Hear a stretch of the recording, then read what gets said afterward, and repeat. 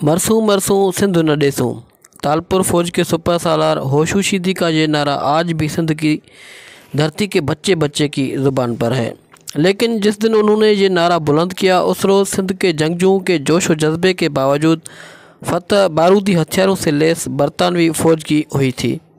तकरीबन 178 बरस कबल म्यानी और दोआबा के मैदान पर लड़ी जाने वाली ये जंग तालपुर सुल्तनत की आखिरी जंग तस्वर की जाती है, लेकिन आज उसी मैदान जंग को फिर से एक सरसब्ज़ व शादाब जंगल की शक्ल देने के लिए कोशिशें जारी हैं, जो उसके माजी के शान होगा। हैदराबाद से सिर्फ 15 किलोमीटर के फासले पर दरिया सिंध के बाएं किनारे पर म्यानी के मैदान में हदे निगाह खिले फूलों की खुशबू, रंग बिखेरती तितलियां, परिंदों की चहचहाट सुनाई देती है। आज म्यानी का ये मैदान, जो बज़ाहिर किसी जन्नत अर्ज़ी से कम नज़र नहीं आता, माजी में एक घना जंगल था जिसे दरिया सिंध के ज़रख़ीज़ पानी ने सदियों से सींचा। तारीख के सफ़ात को पलटकर देखें तो 17 फरवरी 1843 का दिन था जब म्यानी के मैदान में एक खूनरेज़ तारीख रकम हुई। अंग्रेज़ों के लिए सिंध का ज़रख़ेज़ इलाका और उसके वसाइल सोने का अंडा देने वाली मुर्गी से कम न थे, जिसे वो हर कीमत पर हासिल करना चाहते थे। उसके अलावा सिंध का जोग्राफियाई उन्हें कंधार का ज़मीनी रास्ता भी फराहम कर सकता था और वो दरिया सिंध के ज़रिए भारी साजो सामान और असले की तरसील का काम इंतहाई आसानी से कर सकते थे। यही वजूहत थी कि सिंध पर कब्ज़ा उनकी मजबूरी और ज़रूरत था। अंग्रेज़ फ़ौज और तालपुरों की उस जंग में मारे जाने वाले बरतानी सिपाहियों की यादगार तो अब भी उसी जंगल में एक मीनार की सूरत मौजूद है, जिसमें यहाँ हलाक होने वालों के नाम कुनंद हैं। मगर सिंध के जिन हज़ारों सपूतों ने उस मैदान में अपनी जानें दी, उनके लिए किसी मिट्टी या ईंट से बनी यादगार की ज़रूरत नहीं। तारीख़ी हवालों को देखा जाए तो पता चलता है कि सुबह 8:30 बजे का वक्त था जब म्यानी के मैदान में अंग्रेज़ और हैदराबाद के हुक्मरान तालपुरों की फ़ौजें एक दूसरे के मद्दे मुकाबल खड़ी थी। तालपुरों की फ़ौज 10,000 अफराद पर मुश्तमिल थी, जबकि दूसरी जानब अंग्रेज़ फ़ौजी चंद हज़ार से ज़्यादा नहीं थे। अददी लिहाज से कोई मुकाबला नहीं था और तालपुरों की फ़ौज अपनी धरती की हिफाजत के लिए सरबकफ थी। ताहम यह कोई तरबियत याफ्ता फ़ौज नहीं थी, बल्कि उसमें आम लोग शामिल थे। दूसरी जानब अंग्रेज़ फ़ौजी तादाद में कम, मगर वो तरबियत याफ्ता और पेशावर फ़ौजी थे।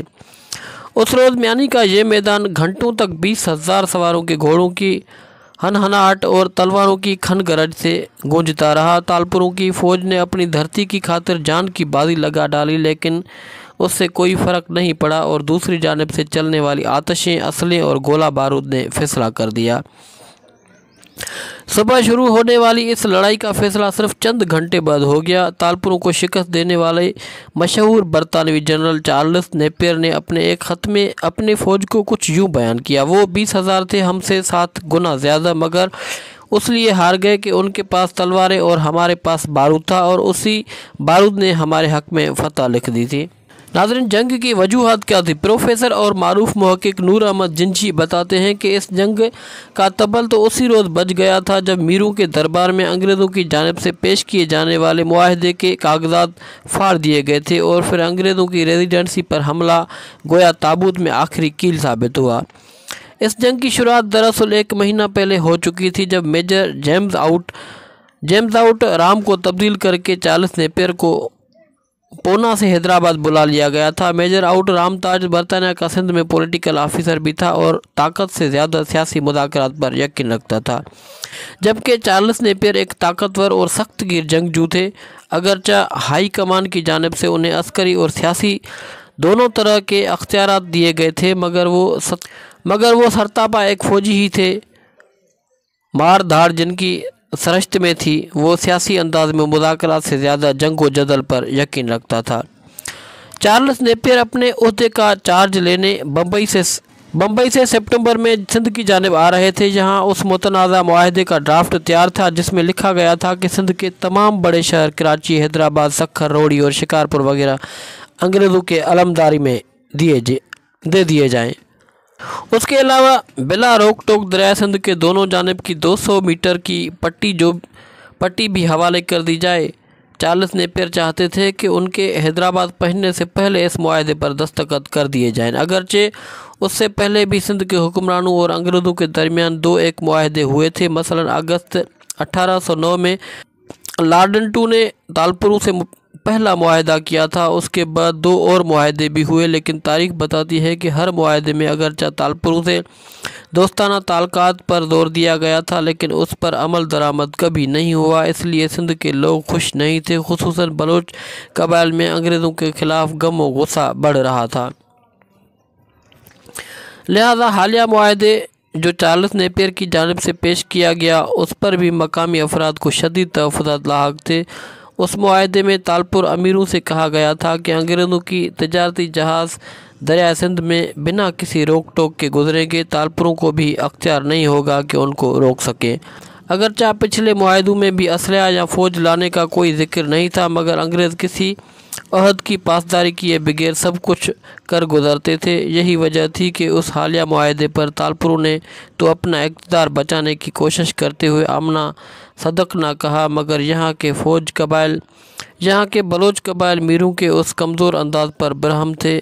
ہر جانب ایک غصہ اور تناؤ کی کیفیت تھی۔ پروفیسر نور احمد جنجی کے مطابق انگریزوں کے خلاف عرصے سے لاوا پک رہا تھا، اور اس حالیہ معاہدے کی متنازع شقوں نے گویا جلتی پر تیل کا کام کیا۔ بلوچوں نے اپنا غصہ اس طرح نکالا کہ بھرے دربار میں تالپوروں کے ایک معتمد خاص بلوچ نے تمام ناراض بلوچوں کی نمائندگی کرتے ہوئے معاہدے کے کاغذات پھاڑ دیے۔ یہ غصہ یہیں تک محدود نہیں رہا، بلکہ دوسرے دن انگریزوں کی ریزیڈنسی لطیف آباد پر بھی حملہ کر دیا گیا، جہاں میجر آؤٹ ٹرام اور ملٹری عملہ موجود تھا۔ حملہ آور خاصی بڑی تعداد میں تھے۔ آؤٹ ٹرام نے اپنی اور ساتھیوں کی جان بچانے اور حملہ آوروں کو منتشر کرنے کی غرض سے گولہ داغنے کا حکم دیا تاکہ انہیں فرار ہونے کا موقع مل سکے۔ آؤٹ ٹرام اور ساتھی سٹیمر میں فرار ہو گئے۔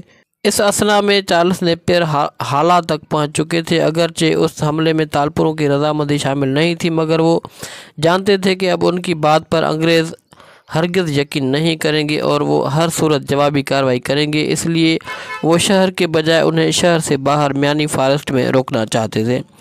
شاید یہ خیال بھی ذہن میں ہوگا کہ یہ گھنا جنگل دشمن کے لیے مشکل اور مقامی افراد کے لیے آسان مقام ثابت ہوگا، کیونکہ وہ اس کے چپے چپے سے واقف تھے۔ چارلس کو بھی جب خبر ملی کہ ریزیڈنسی پر حملہ ہو گیا ہے تو اس نے فوج کو تیار کر دیا۔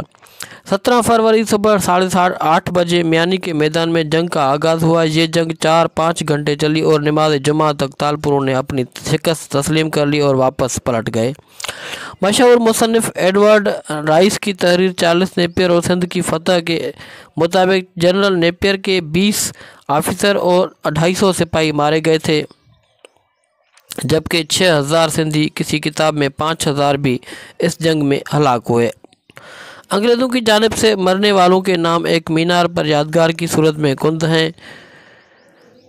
میانی کی جنگ کے اختتام پر تالپور سردار میر نصیر محمد خان واپس پکا قلعہ حیدرآباد پہنچ گئے، لیکن انہیں اب یقین ہو چلا تھا کہ اب انگریزوں کو قلعے تک پہنچنے سے کوئی نہیں روک سکتا۔ لہذا انہوں نے آخری کوشش پر اپنے منشی کو مٹھائی اور صلح کا پیغام دے کر بھیجا اور ملاقات کی خواہش بھی ظاہر کی۔ چارلس نیپیر نے رضامندی کا اظہار کیا۔ میر نصیر اور ان کے بھتیجے وہاں پہنچ گئے۔ خیر سگالی اور صلح کے لیے انہوں نے اپنی تلواریں نکال کر چارلس نیپیر کے آگے رکھ دیں۔ پروفیسر نور احمد جنجی کہتے ہیں کہ چارلس نیپیر ان سے بہت عزت سے ملا، تلواریں اٹھا کر دوبارہ بند ہوائیں اور کہا کہ ہم آپ کی عزت کرتے ہیں، مگر آپ کے حوالے سے جو بھی فیصلہ ہوگا وہ گورنر بمبئی کریں گے، میں ان کو ماجرا لکھ دیتا ہوں۔ انگریزوں نے تالپوروں کو قید کر لیا۔ اب ان کے راستے میں کوئی رکاوٹ نہیں تھی، لہذا انگریزوں نے اسی دن قلعے پر حملہ کر دیا، بدترین لوٹ مار کی اور ہر قیمتی شے پر قبضہ کر لیا۔ 17 فروری کا یہ دن سندھ کی تاریخ کا ایک ایسا سیاہ دن ٹھہرا جس کا آغاز جنگ اور اختتام قید و بند کی صعوبت پر ہوا اور ہزاروں بے گناہوں کے خون سے میانی کی مٹی لہو رنگ ہو گئی۔ دوسرے دن اسیروں کو گورنر کے حکم پر بمبئی روانہ کر دیا گیا۔ 24 مارچ کو ایک اور مختصر معرکہ میرپور خاص کے سردار میر شیر محمد اور انگریزوں کے مابین ہوا، جسے دو آبے یا